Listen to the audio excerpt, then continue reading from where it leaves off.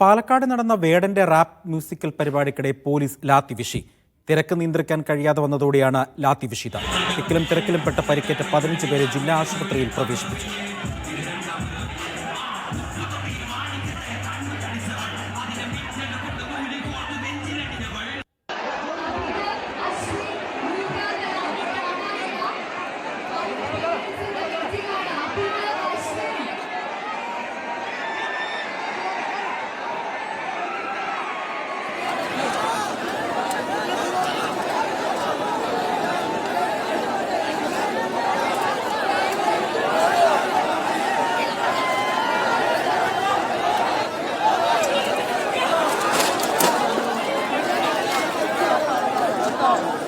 സാജിദ് അജ്മലുണ്ട് വിവരങ്ങൾ നൽകാനായി. സാജിദ്, വലിയ തിരക്കാണ് അനുഭവപ്പെട്ടത്. അവിടെ നമുക്ക് ദൃശ്യങ്ങൾ കാണുമ്പോൾ തന്നെ അറിയാം അവിടെ പോലീസ് ലാത്തി വീശാനുണ്ടായ സാഹചര്യമൊക്കെ.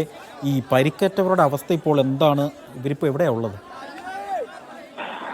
അജി, പാലക്കാട്ട് കോട്ട മൈതാനത്താണ് ഈ വേടന്റെ റാപ്പ് സംഗീതം നടന്നത്. എന്നാൽ ഈ ചെറിയ കോട്ട മൈതാനത്തെ ഉൾക്കൊള്ളുന്നതിന്റെ എത്രയോ ഇരട്ടി ആളുകളാണ് ഉണ്ടായിരുന്നത്. അതുകൊണ്ട് തന്നെ വലിയ തിക്കും തിരക്കുമാണ് അനുഭവപ്പെട്ടത്. പല ആളുകളും ഈ ബോധരഹിതരായി വീഴുന്നൊരവസ്ഥയിലേക്ക് പോയിരുന്നു. തിക്കിലും തിരക്കിലും പെട്ട് പലരും വീണാണ് പരിക്കേറ്റത്. 15 പേർക്ക് പരിക്കേൽക്കുകയും ഇവരെ ജില്ലാ ആശുപത്രിയിൽ പ്രവേശിപ്പിച്ചു. ആശുപത്രിയിലേക്ക് പോകാതെ ചെറിയ പരിക്കേറ്റ ആളുകളുണ്ട്. ആർക്കും തന്നെ ഗുരുതരമായ പരിക്കുകളില്ല. പലർക്കും ഈ തിക്കിലും തിരക്കിലും പെട്ട് ശ്വാസതടസ്സവും മറ്റുമാണ് അനുഭവപ്പെട്ടത്. എന്തായാലും ഇപ്പോൾ പരിപാടികൾ അവസാനിച്ചിട്ടുണ്ട്. പോലീസിന് 3 തവണയായി ലാത്തി വീശേണ്ട ഒരു സാഹചര്യം വന്നു.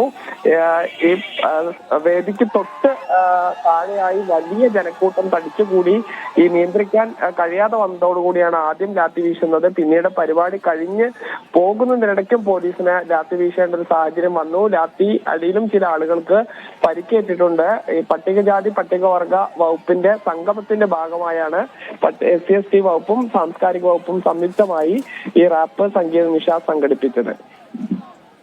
ശരി, സാജിദ് അജ്മലാണ് വിവരങ്ങൾ നൽകുന്നത്.